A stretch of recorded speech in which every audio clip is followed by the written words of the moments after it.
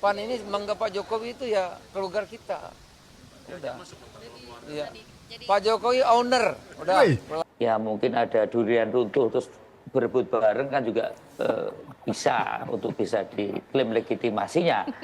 Dan dengan adanya tokoh-tokoh seperti Pak Jokowi ini, kita bisa menganggap nanti dia adalah pemberi solusi terhadap masalah-masalah yang ada di masyarakat ini. Tebakan saya, PDIP sedang dalam posisi sedikit menyesal atau mungkin menyesal banget, saya nggak tahu. Belum ada yang ngomong ya.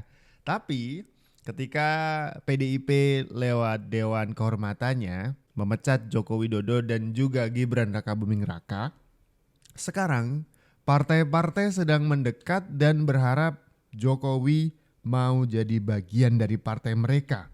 Emas kok dibuang? Ya banyak yang bakal ngambil lah, ya nggak sih? Salah satunya adalah PAN. Kemarin Zulkifli Hasan dan elit-elit partai PAN mendatangi Jokowi beramai-ramai. Apakah itu adalah sinyal PAN sedang melamar Jokowi? Kita tidak tahu ya, belum ada pengumuman resminya soalnya.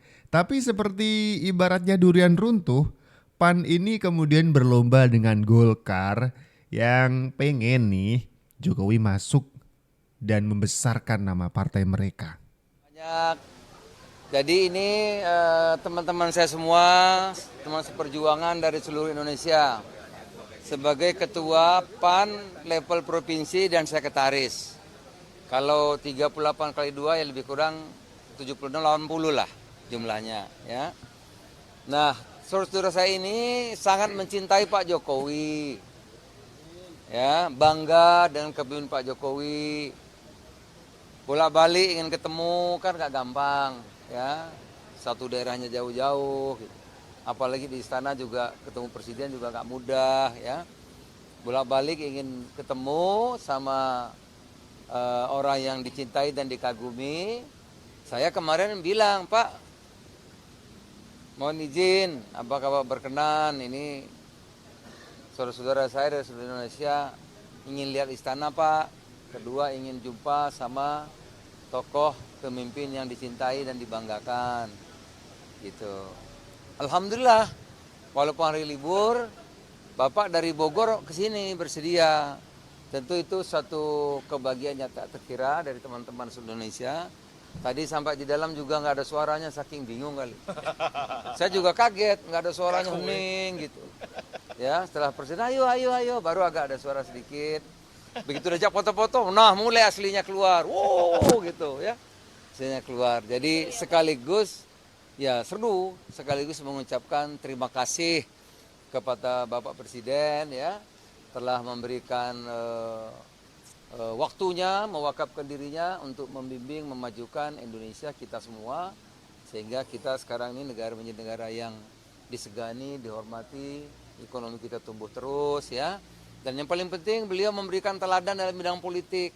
Nah, itu yang menjadikan inspirasi bagi kita semuanya ya.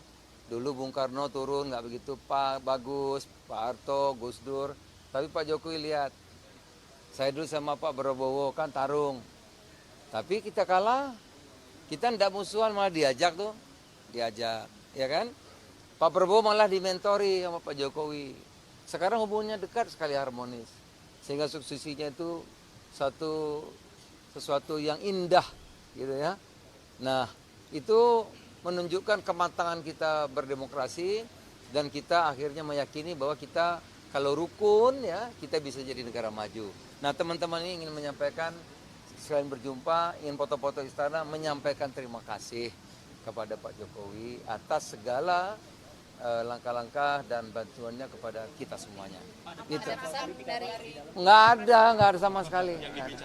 Nggak ada. Pak Jokowi malah saya bilang, Pak nggak usah sambutan, saya aja yang ngomong terima kasih. Tadi lu main apa 30 menit nggak ada yang... Lu fotonya dua-dua satu-satu fotonya. Bayangin, ini makan dulu, makan bakso, makan apa tadi? Somai makan. Habis itu Bapak duduk, saya yang sambutan, menyampaikan aspirasi kawan-kawan sekaligus ucap terima kasih. Habis itu foto-foto, gimana nggak lama, itulah presiden kita. Rendah hati orangnya. Difotoin satu-satu daerah. Bahkan menggelar Rakornas, terus Iya. PAN juga merupakan partai pengusung Pak Presiden kan di pemerintahan. Apakah disampaikan juga Rakornas PAN itu Saya lapor dong, kalau saya kan selalu menyampaikan PAN ini Pak Jokowi itu keluarga kami. Ya PAN ini keluarganya Pak Jokowi.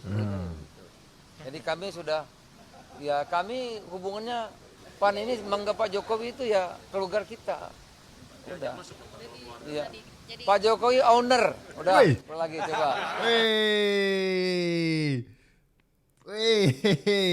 Zulkifli Hasan, Ketua Umum Partai Amanat Nasional, di depan kamera awak media mengatakan Jokowi adalah owner dari PAN. Tuh kan, sudah saya bilang, Golkar lewat elit-elit partainya sudah mengatakan Jokowi jadi ketum. Sudah, Jokowi jadi ketum. Peran Jokowi itu sejak belasan tahun yang lalu gitu. Nah sekarang PAN mengatakan Jokowi adalah owner. Wow. Ini seperti durian runtuh, makanya yang ngerebutin tuh banyak. Nah pertanyaan saya adalah, PDIP gimana perasaannya? Ngebuang barang berharga gitu. Seberharga ini ya sudah pada tentunya akan dikerubutin oleh banyak orang. Karena berharga ya kan. Kang Ujang, analisisnya dong, sebenarnya apa sih maksud partai-partai begitu menginginkan Pak Jokowi? Salah satunya adalah PAN. Pak Jokowi sudah selesai, apakah faktor elektoral ini masih penting? Pak Jokowi gabung bisa menaikkan suara? Ya, saya sih meyakini soal ketokohan Pak Jokowi ya, yang dianggap ya dalam konteks menjaga ekonomi bangsa ya cukup, lalu menjaga stabilitas keamanan dan politik juga dianggap oke gitu. Nah itu menurut hemat saya ya partai-partai juga menghormati dalam konteks keberhasilan itu. Walaupun memang banyak sisi-sisi lemah dari Pak Jokowi. Banyak lah kita bicara demokrasi juga turun dan lain sebagainya. Tapi ini kan debatable. Tapi kalau kita merujuk pada penelitian riset dunia kan ya sisi demokrasi harus ditingkatkan lagi. Ada banyak celah kekurangan di sini. Tetapi yang saya lihat kenapa Pak Jokowi terus di-endorse ya digadang-gadang ya ingin masuk ke PAN katakanlah, bukan ingin ya ditarik ingin masuk ke PAN. Saya rasa untuk sebagai bentuk penghormatan kepada Pak Jokowi sebagai tokoh bangsa yang memang dianggap ya bagi PAN mungkin adalah berhasil dalam konteks tadi pembangunan ekonomi dan politik ya khususnya gitu. Tetapi memang ya tidak sedikit juga banyak yang mengkritik dari publik ya termasuk kita akademisi dalam 7 tahun terakhir saya juga banyak mengkritisi terkait dengan pembangunan Pak Jokowi gitu. Tapi apapun itu saya melihat apakah ini ada faktor elektoral? Saya begini. Kalau nanti Pak Jokowi selesai ya di Oktober 20, sedangkan pilkadanya itu di 27 November, sebenarnya sebagai kekuatan presiden sudah hilang. Sebagai orang RI satunya. Artinya sebenarnya kalau Pak Jokowi ingin kuat ya berkolaborasi dengan Pak Presiden yang baru Pak Prabowo misalkan mohon maaf ya menitipkan Bobi di Sumut. Karena kalau dalam konteks pengendali Republik ini ya RI 1 itu dia punya semua sumber daya manusia untuk katakanlah memenangkan pertarungan di pilkada begitu. Selain efek elektoral Bang Saleh Daulay ada juga yang menyatakan bahwa kayaknya mau minta jabatan menteri banyak ini karena kan bisa saja dengan bergabungnya Pak Jokowi langsung bilang kepada Pak Prabowo dapat paling banyak ini PAN ini seperti apa? Pertama kalau jatah Partai Amanat Nasional di kabinet yang akan datang itu sebetulnya hak prerogatif dari Pak Prabowo dan itu sudah disampaikan oleh Bang Zulhas. Itu di banyak tempat Bang Zulhas mengatakan ya kami tidak mau mengintervensi dan seterusnya. Dan tentu ya secara rasional kalau diberi kesempatan lebih banyak ya tentu PAN akan lebih senang dan tentu akan lebih merasa bisa berkhidmat lebih banyak untuk bangsa ini. Itu yang pertama. Kemudian yang kedua saya kira relevansi untuk meminta jatah itu sebetulnya tidak pas. Kenapa? Karena PAN itu kan sudah anggota koalisi. Jadi anggota koalisi memang sudah pasta bagian daripada pemerintahan, mestinya begitu. Jadi logika itu sebetulnya enggak tepat juga. Tetapi yang jelas adalah PAN itu tidak merasa pernah mau meninggalkan jasa orang. Jasa-jasa baik bangsa ini, tokoh-tokoh kita ini harus tetap kita ingat dengan memberikan proporsi dan juga tempat-tempat yang mungkin baik gitu. Karena gini, kita tidak tahu ini ke depan seperti apa tantangan kita ya. Dan dengan adanya tokoh-tokoh seperti Pak Jokowi ini, kita bisa menganggap nanti dia adalah pemberi solusi terhadap masalah-masalah yang ada di masyarakat ini. Dan jujur saja kan dengan elektabilitas Pak Jokowi yang sekarang, bukan popularitasnya juga yang sangat tinggi sekarang ini, itu menyebabkan Pak Jokowi itu sebetulnya bisa masuk ke segmen-segmen masyarakat ini. Iya. Jadi dia masih simpul pemersatu. Nah ini yang dianggap oleh PAN sebagai hal-hal yang sangat penting. Jadi Jokowi itu kita akan memanfaatkan ke apa namanya keahliannya dalam tanda petik itu untuk menyatukan semua elemen bangsa ini dalam rangka menghadapi tantangan kita yang tidak sulit, Oke. yang tidak mudah di masa yang akan datang ini gitu. Oke, Mas Habib, ya mengenai jabatan menteri ya itu hak prerogatif Pak Prabowo. Mengenai elektoral ya boleh saja, tapi PAN di sini ditegaskan ngajak Pak Jokowi karena tidak mau melupakan jasa-jasa. Wah, ini kalau PDIP seperti apa Mas Habib? Jasa kan tidak bisa dilupakan. Kami memahami lah argumentasi Pak Saleh Daula dan Partai Amanat Nasional. Kami sangat paham lah. Dan kami sebenarnya juga tidak bisa komentar karena itu wilayah betul-betul daulat Partai Amanat Nasional. Tapi tidak hanya PAN, mumpung Pak Jokowi sekarang ini berkuasa, apalagi juga putranya Mas Wali itu jadi cawapres, ya terus terang memuji habis-habisan Pak Jokowi dalam posisi saat ini, ya dalam common sense politik itu saya bisa paham kok ya. Saya kira tidak lebih dari itu, apalagi juga tadi ada momentum-momentum politik seperti penentuan kabinet, kemudian juga pilkada. Kita juga banyak kerjasama kok sama PAN di pilkada di beberapa daerah. Ya.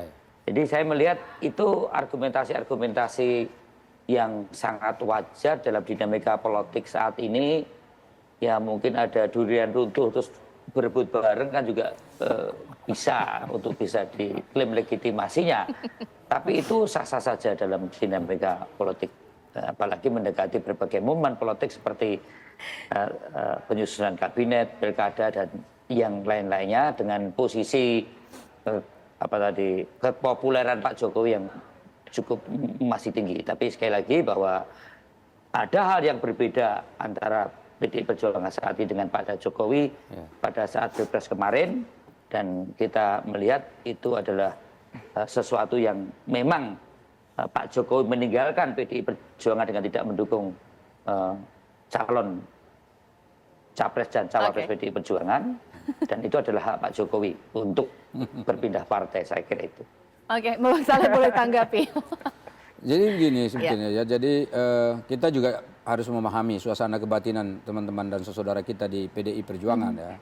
Karena kami dengan Partai Amanat Nasional dengan PDI Perjuangan itu sebetulnya menjalin komunikasi yang sangat baik. Bahkan sebelum penetapan capres-cawapres dulu, ya kita datang ke PDI Perjuangan. Satu-satunya partai yang saya kira diterima Ibu Megawati itu adalah PAN, dan kami diskusi baik-baik di sana bagaimana kontribusi kita secara bersama-sama untuk bangsa ini. Jadi saya kira ini komunikasi seperti ini harus tetap berlanjut. Nah ini persoalan Pak Jokowi nanti katakan kita beri ruang di PAN misalnya seperti itu sebagai bagian dari anak bangsa gitu. Saya kira itu hal yang tadi biasa saja, sebab Pak Jokowi sendiri kan sudah pernah jadi katakanlah bagian daripada PDI Perjuangan. Kita juga nggak pernah menyoal itu selama ini.